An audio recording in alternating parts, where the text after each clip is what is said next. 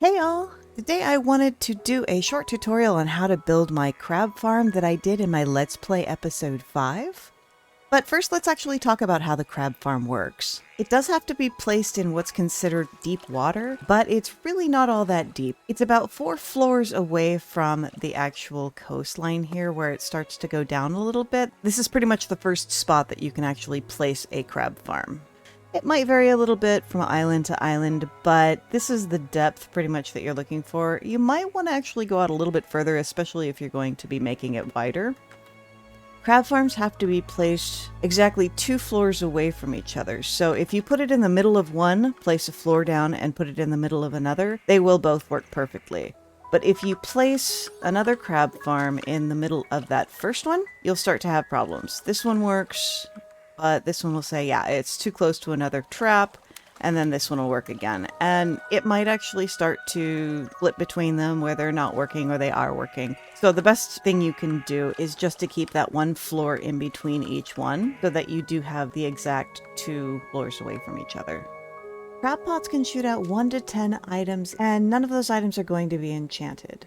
They have a 0.05 chance to spit out the Slate of Evolution, a 0.95 chance for gotcha coins, a 1% chance for the rubber boots, 2% chance for tattered tires and rusty empty cans, 5% for crabs, sea urchins, and the coconut, 7% for the shells, rag, and feathers, 12% for the squid and shrimp, and 17% for the shellfish and seaweed.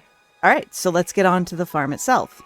So the first thing you want to do is have a nice floor to place this on. Turn the snapping on and put it right in the center of the floor. This makes sure that anything you do from then on will be far enough away from each other and it won't cause any issues. Before you take the floor out, you want to put some droppers on it. So I'm going to put a few droppers on it because I was actually told that this is more efficient with the crab farms. So I'm going to go ahead and put a bunch on here. And then you remove the floor. Now what we're going to do is just build some walls around it.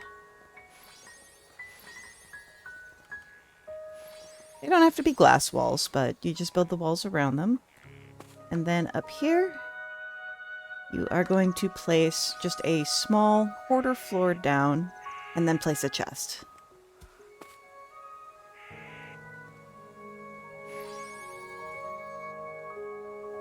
And on the chest, we are going to put 2 absorbers just to make sure that it's getting enough suction on it to actually be able to pull the items up.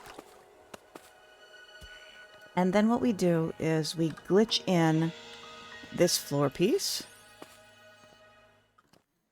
And then you can go in and remove this quarter floor. And this is essentially the basics of the modular farm. As you add more, what you can do is just put up a wall right here. And a conveyor belt going in the direction that you want your collection to be. And then you can just keep moving them along as much as you want. And just place that dropper so that it spits it out when it gets it. Then you can put a collection system over here, and you can have this go as far as you want. You can go as wide as you want, just as long as you make sure to have the correct space between the actual crab pots. So the reason I actually set up this crab pot farm this way is because I was having a lot of problems with some of the other designs that I was seeing where they were going up either from the side onto conveyor belts, or they were using conveyor belts under the water to lift them up. There was a lot of the items that was getting trapped under or on the side of the actual floors. So I decided to design my own using the vertical collection method that I have come to like so much. Alright, and that's just about it for my modular crab farm. As always, thank you guys so much for watching. If you enjoyed this video, click like and subscribe, and have a great day.